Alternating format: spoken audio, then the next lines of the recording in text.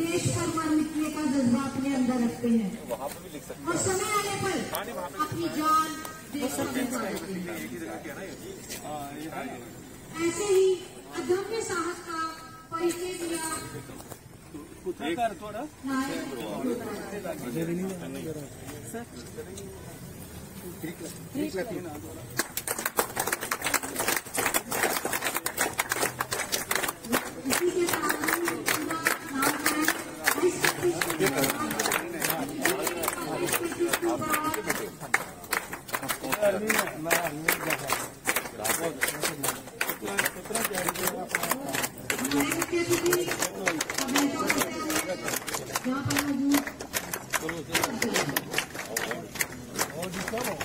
बहुत बड़ी बात है।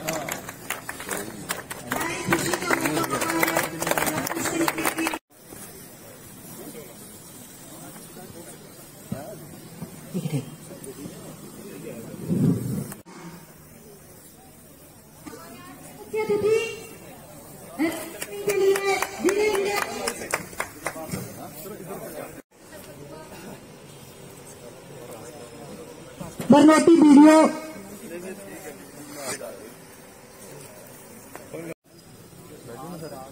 Jograj Singh ji,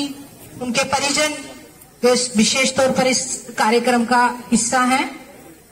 chief education officer Kathua Shri Prakash Lal Thapa ji हमारे बीच,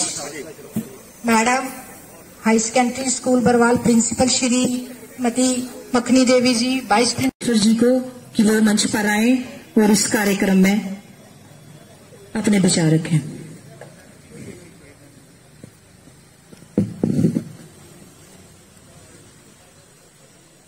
Respected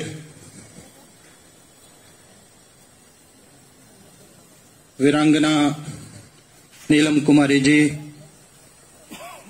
respected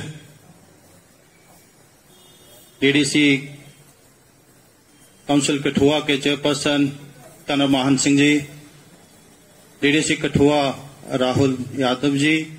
SSP Kathua RC Kotwal ji, vice chairperson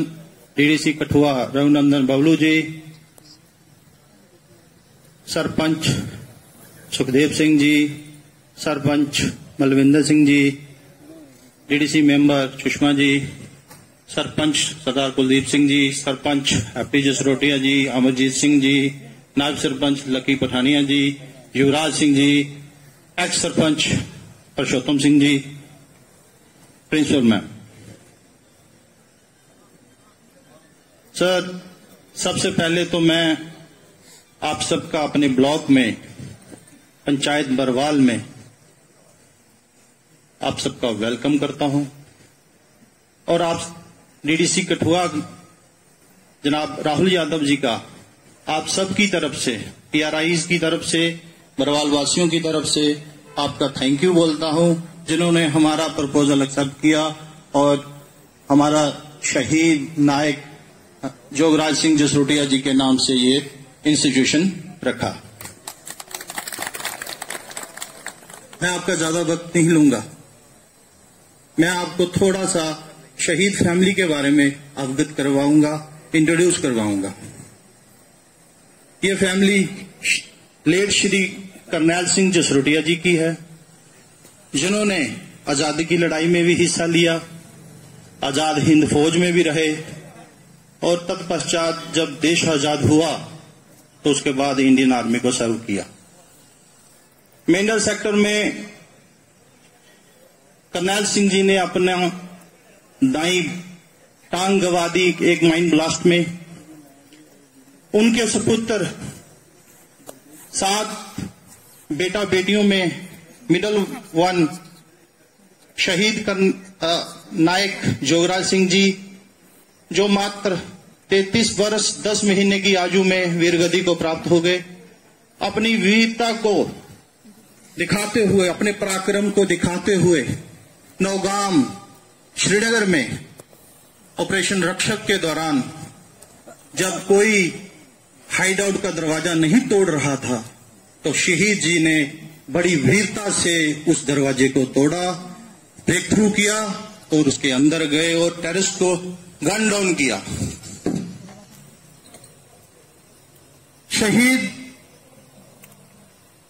Yograj जी ने जो अपनी वीरता का पराक्रम दिखाया, उससे भी कहीं ज्यादा शहीद की वीरांगना नीलम कुमारी जी ने दिखाया। Government of Jammu and Kashmir की तरफ से एक जो हिदायत हुई, इसके तहत हम जो काम हमें पहले भी करना चाहिए था कि हम अपने वीरों को याद करते हुए उनके नाम पर हम अपने स्कूल और रोड्स के नाम रखते हैं, और उसी के तहत आज ये पहला प्रोग्राम हमारे डिस्ट्रिक्ट कठुआ में किया गया। और मैं इसके लिए यहाँ पर हमारे जो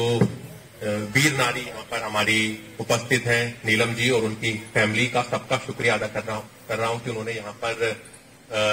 क्योंकि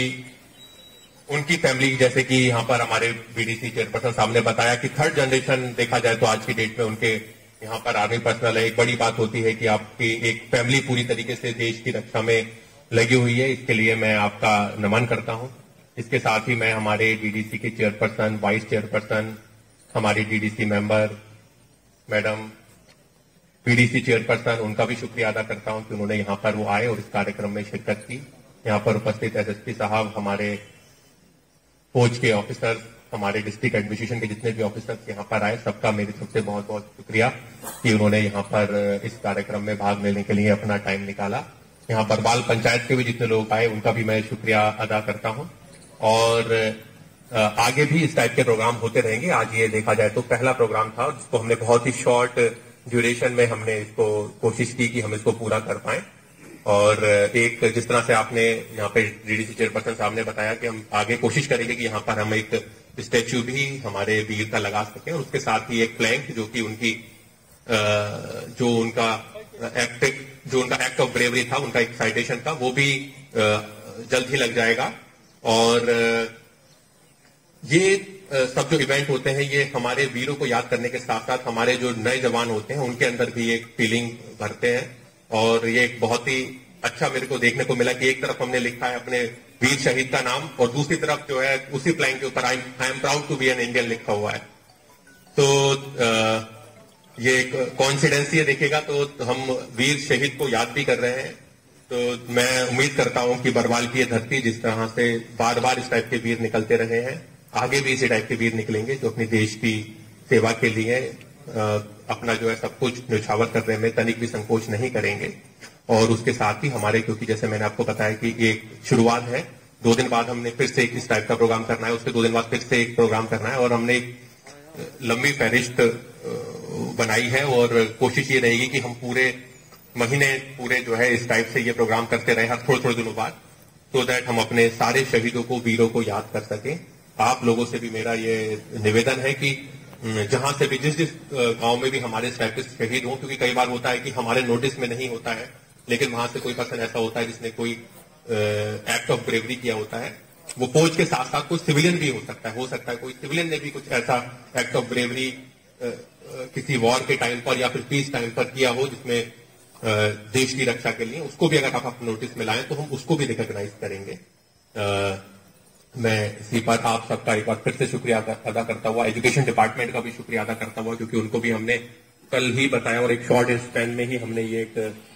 प्रोग्राम यहाँ पर कंप्लीट किया। तो आप सभी का शुक्रिया मैं अदा करते हुए फिर से एक बार जो है अपनी बात यहीं पर मैं खत्म करता हूँ। धन्यवाद। आज हमारे जैसा कि आप सबको पता है कि ऑनरेबल एलजी साहब के आदेश के अनुसार हमारे जो मार्टियर्स हैं, हमारे जो